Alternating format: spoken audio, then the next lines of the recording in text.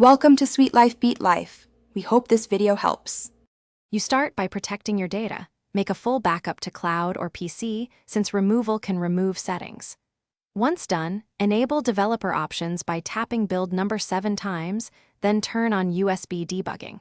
Make sure your PC has the proper OEM drivers and ADB tools installed. Install them now if missing. You want a stable USB connection, so use the original cable. Next, verify the phone is detected with a DB devices.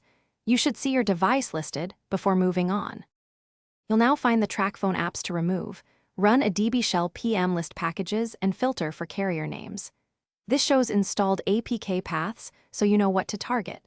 Once identified, remove apps using a DB shell PM uninstall user 0 package. Name: this hides apps for the current user without altering system partitions.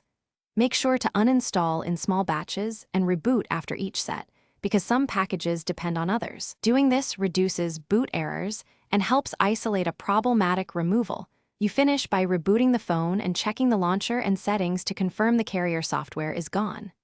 Next, clear system cache to remove residual files. Use settings or boot recovery to wipe cache partition.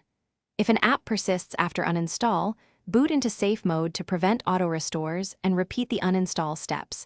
That often removes persistent installers. If removal still fails, a factory reset will clean residual installs, but only after you've backed up everything. Key tip: if something breaks, restore your backup immediately. Thanks for watching. Consider subscribing if we helped you.